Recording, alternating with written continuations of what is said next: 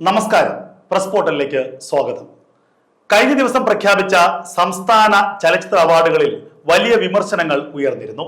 പ്രത്യേകിച്ച് മികച്ച ഗാനരചയിതാവിനുള്ള അവാർഡ് വേടന് ഹിരൺദാസിന് നൽകാനുള്ള ജൂറിയുടെ തീരുമാനം. എത്രയോ അർത്ഥസമ്പുഷ്ടമായ പാട്ടുകളും എത്രയോ മികച്ച ഗാനങ്ങളും ഉണ്ടായിട്ടുള്ള ഒരു ശാഖയാണ് നമ്മുടെ മലയാള സിനിമ ഗാനശാഖ. അവിടെ കേവലം ചില വരികൾ മാത്രം എഴുതി വികലമായ ചില വരികൾ പാടിയ ഒരു വ്യക്തിക്ക് ഈ അവാർഡ് കൊടുത്തത് എന്തിന് എന്ന ചോദ്യമാണ് വലുതായിട്ട് ഉയരുന്നത്. എന്തായാലും ഈ ചോദ്യം പല സോഷ്യൽ മീഡിയ ഹാൻഡിലുകളും ഉയർത്തുന്നുണ്ട്. പ്രത്യേകിച്ച് വേടന്റെ ഗാനങ്ങളുടെ ക്വാളിറ്റിയോ അല്ലെങ്കിൽ ആ രചനയുടെ ക്വാളിറ്റിയോ അല്ല, മറിച്ച് വേടൻ എന്ന വ്യക്തി നിലവിൽ ഒന്നിലധികം ക്രിമിനൽ കേസുകളിലെ പ്രതിയാണ്. കഞ്ചാവ് കൈവശം വെച്ചതിനുള്ള കേസ്, സ്ത്രീകളെ പീഡിപ്പിച്ചു എന്നുള്ള ആരോപണത്തിലെടുത്ത കേസുകൾ, കോടതിയുടെ ജാമ്യം നേടി പുറത്തു വന്ന വ്യക്തിയാണ്. നിരവധി ദിവസങ്ങളിൽ ഒളിവിൽ കഴിഞ്ഞ വ്യക്തിയാണ്. ഇത്തരം ഒരാളെ ഒരു ബിംബമാക്കി അവതരിപ്പിച്ച് കുട്ടികളെ, ജനങ്ങളെ ഒക്കെ തെറ്റിദ്ധരിപ്പിക്കരുത് എന്നുള്ള അഭിപ്രായം പറയുന്നവരും നിരവധിയാണ്. അതുകൂടാതെ നേരത്തെ ഹോം എന്ന സിനിമ ഇറങ്ങി വലിയ വിജയമായി മാറി. ആ സിനിമയെ അവാർഡിന് പരിഗണിക്കുന്ന സമയത്ത് അതിന് നിർമ്മാതാവായ വിജയബാബുവിനെതിരെ ഒരു സ്ത്രീ പീഡന ആരോപണം വരുന്നു. അന്ന് ഈ സിനിമ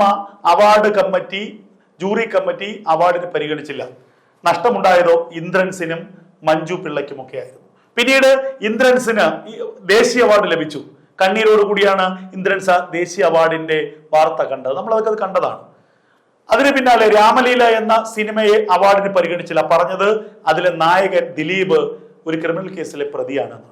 എങ്കിൽ അത്തരം ഒരു ന്യായം, അവർക്ക് മേലെടുത്ത ഒരു നിയമം എന്തുകൊണ്ട് ഇവിടെ വേടന് ബാധകമാകുന്നില്ല? ദിലീപിനും ഇന്ദ്രൻസിനും ബാധകമായ നിയമം ഉണ്ടല്ലോ, അതെന്തുകൊണ്ടാണ് വേടന് ബാധകമാവാത്തത്? ഇവിടെ വേടനെതിരെയുള്ള ക്രിമിനൽ കേസ് ഒന്നും തന്നെ അവാർഡ് കൊടുക്കുന്നതിന് തടസ്സമായില്ല എന്നുള്ളതാണ് ഏറ്റവും ശ്രദ്ധ. ഇതാണ് ഈ പിണറായി വിജയൻ സർക്കാരിന്റെ ഇരട്ടത്താപ്പ്. ഈ ജൂറിയുടെ ഇരട്ടത്താപ്പ് ഇതാണ്.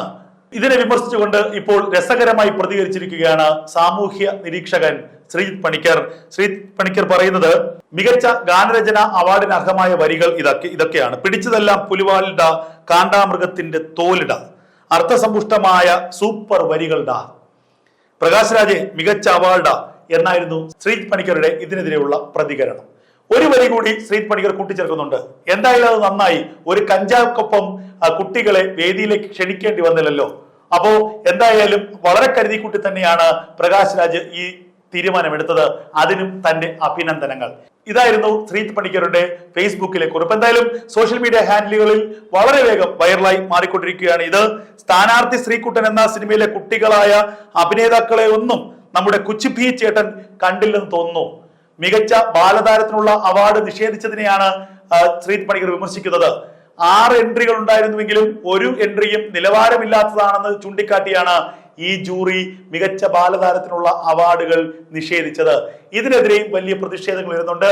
എന്തായാലും കഞ്ചായ്ക്കൊപ്പം കൊച്ചു കുട്ടികളെ വേദിയിലേക്ക് വിളിക്കേണ്ടെന്ന് കരുതിയിട്ടാകണം പ്രകാശ് രാജ് ബാലതാരങ്ങൾക്ക് അവാർഡ് കൊടുക്കാത്തത് എന്ന ന്യായീകരണം വളരെ വളരെ വേഗം വൈറലായി സോഷ്യൽ മീഡിയയിൽ പറക്കുകയാണ്.